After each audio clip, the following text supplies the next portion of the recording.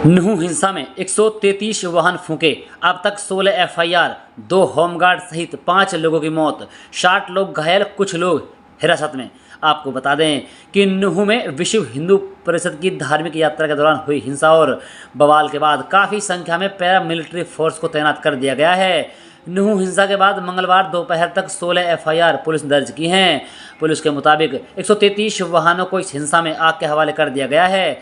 इसके अलावा 5 लोगों की मौत हो गई तथा 60 लोग गंभीर रूप से घायल हो गए हैं। नुहू पुलिस अधीक्षक ने बताया कि नुहू जिले में पैरामिलिट्री फोर्स की कुल 13 बटालियन तैनात की गई हैं।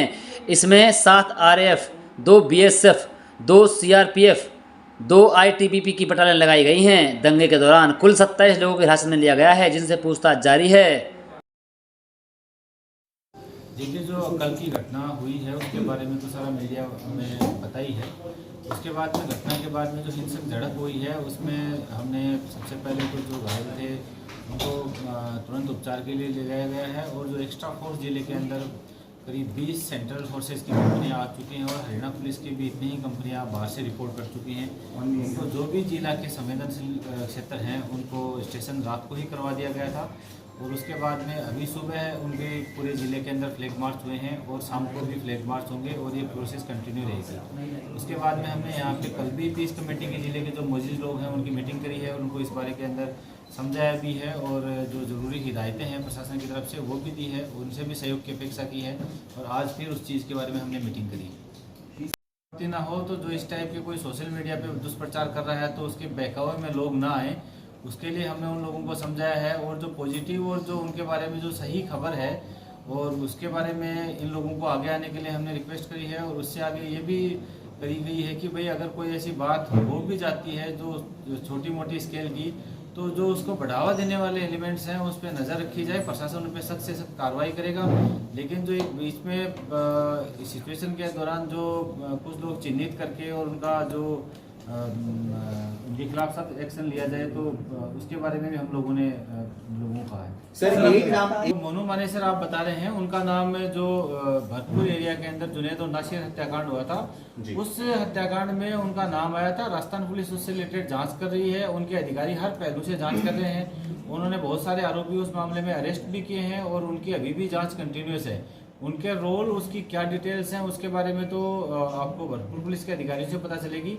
जहाँ तक उनके यहाँ आने की वजह से और सोशल मीडिया पे आपस में जो तलक टिप्पणियाँ हुई थी उसकी वजह से हालात यहाँ पे कुछ लोगों में खराब हुआ है। शुरुआत में कुछ उनके जो सपोर्टर इस रैली में देखे गए थे और कुछ लोग यहाँ के लोकल थे जिनका आपस में छोटी झड़प हुई है, लेकिन उसके बारे में अफवाहें इतनी ज़्यादा फैल गई कि वो उसने बड़ा स्वरूप ले लिया। तो आप एफआईआर में नाम नहीं है तक उस पर हम लोगों ने करीब 16 एफआईआर रजिस्टर करी हैं और करीब 25 एफआईआर के आसपास कंप्लीट 25 से 30 एफआईआर होने की उम्मीद है, क्योंकि अलग अलग जो जिलों में गए हैं वहाँ से भी हॉस्पिटल से जो मेडिकल रिपोर्ट्स आ रही हैं तो उनके बेसिस पे भी एफआईआर दर्ज करा रहे हैं और जो कल एफआईआर दर्ज नहीं करा पाए तो उनको भी आज हम कह रहे हैं कि जो किसी का नुकसान हुआ है तो आए और अपनी प्राथमिकी दर्ज करवाएं।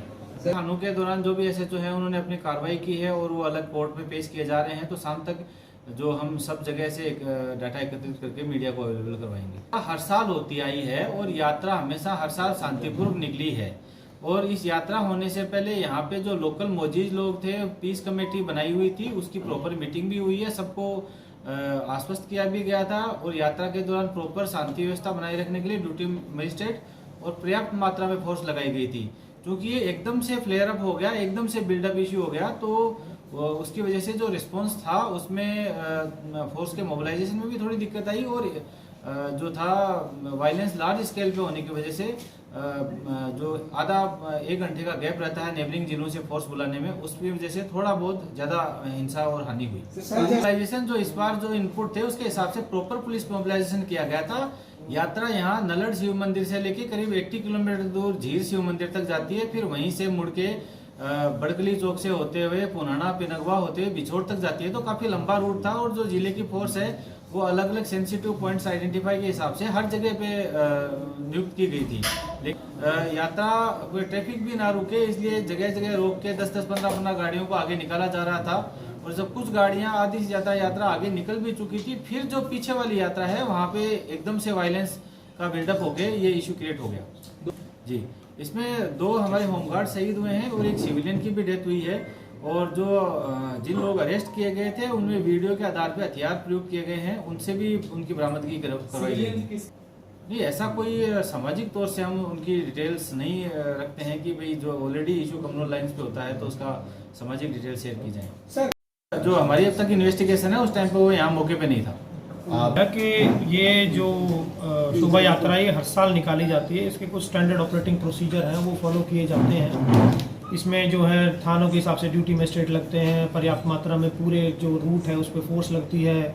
उसकी प्रिपरेशन में एक पीस कमेटी है, पीस कमेटी में जो है सभी समुदाय के लोग मौजूद हैं, सभी व्यक्ति आते हैं, अपने अपने पक्ष रखते हैं। उसके हिसाब से हम जो अपनी व्यवस्था है उसमें थोड़ा टिंकरिंग भी करते हैं। तो इस प्रकार की कोई जो है इशू पूरे इस पूरी प्रक्रिया में नहीं आया। जैसे कि बताया कि बिल्कुल कोई ऐसा वो नहीं था कि इस टाइप से फ्लेयर अप होगा। वो अचानक से जो है उस दिन मसला इतना फ्लेयर अप हुआ कि जो स्थिति हमारे सामने आई वो थोड़ी बेकाबू हुई कुछ समय के लिए। और जैसे कि इन्होंने बताया कि पुलिस मोबिलाइजेशन में 5 जिलों से जैसे पुलिस आनी थी, पुलिस पहुंची यहाँ 3:30-4 बजे तक, और वो मोबिलाइज करके जो है फिर जो उपद्रवी थे उनको खदेड़ा गया। कितने लोग इंजर्ड हैं सर? कितने लोग इंजर्ड? 60 लोगों की इंजरी की जो है रिपोर्ट थी हमारे मुख्य जो चिकित्सा अधिकारी हैं उनसे। उनमें सीरियस कोई नहीं था। सीरियस जो 3 थे वो पीजे रोहतक जो है रेफर कर दिए गए थे, कुछ एक आध उसमें दाखिल भी गया। पहले भी बताया कि ये यात्रा जो है हर साल होती है, ये कुछ स्टैंडर्ड ऑपरेटिंग प्रोसीजर्स होते हैं, उनके जो है पर्याप्त मात्रा में सभी चीज़ों को फॉलो किया गया। ड्यूटी मजिस्ट्रेट्स लगाए गए, पुलिस फोर्स लगाई गई, परंतु किस तरह से फ्लेयर अप हुआ ये जांच का विषय है, उसमें हम अपनी जांच चल रही है। सर, गोलियां आपके पास क्या हो सकता था, क्या क्या नहीं हो सकता था। कोई भी इंसिडेंट हो जाता है तो हम उसमें किसी न किसी में ब्लेम डालने की कोशिश करते हैं। अभी हमारा फोकस किसी का ब्लेम गेम नहीं है। हमारा ये है कि सिचुएशन अभी अंडर कंट्रोल है, ये कैसे शांति परमानेंट स्थापित की जाए, और जो लैप्सेस हैं और जो कहाँ हम इस सिचुएशन को और बेहतर कर सकते थे और इन घटनाओं की पुनरावृत्ति ना हो, उसके लिए पीएचक्यू से स्वयं डीजीपी महोदय इसकी समीक्षा कर रहे हैं और एक एक पहलू की मॉनिटरिंग की जा रही है। ADGP law and order madam यहाँ पे मौजूद हैं और DGP sir, ADGP CID sir हर मामले की, हर पहलू की जहाँ भी से भी लैप्स हुई है उसकी समीक्षा कर रहे हैं। देखिए, जैसे अभी सिचुएशन नॉर्मल है, लेकिन हम ये चाहते हैं कि इसके आड़ में कोई ना कोई दोबारा से ना कर जाए, तो कुछ समय के लिए किया गया है। हमें एक बार हम पूरी तरह से संतुष्ट हो जाएं कि आगे जो ट्रबल मेकर्स हैं वो दोबारा ऐसी नहीं कर सकते, तब ही हम लोग इसको खोलेंगे। और जब हम उच्च अधिकारियों के संज्ञान में ला दें और जो पीस कमेटी और जो करी गई है उनका ग्राउंड पे क्या असर देखने को मिलता है, उसके बाद में हम हर 6 घंटे पे इसको सिचुएशन की समीक्षा कर रहे हैं, तो हम जल्दी खोल देंगे। नहीं, ऐसा हिंदू और मुस्लिम दोनों को बुलाया गया है। मुस्लिम कमेटी भी आई है, हिंदू कमेटी वाले भी कुछ में मौजूद थे लोग बाग, और जो बाकी लोग हैं उनको हम अलग मीटिंग लेके कॉमन ग्राउंड तैयार करने के लिए पहले दोनों की अलग अलग मीटिंग करी है हमने, और फिर कॉमन ग्राउंड तैयार होते ही हम आज दोपहर तक और शाम को अगली मीटिंग्स हैं वो कॉमन ही मीटिंग होंगी।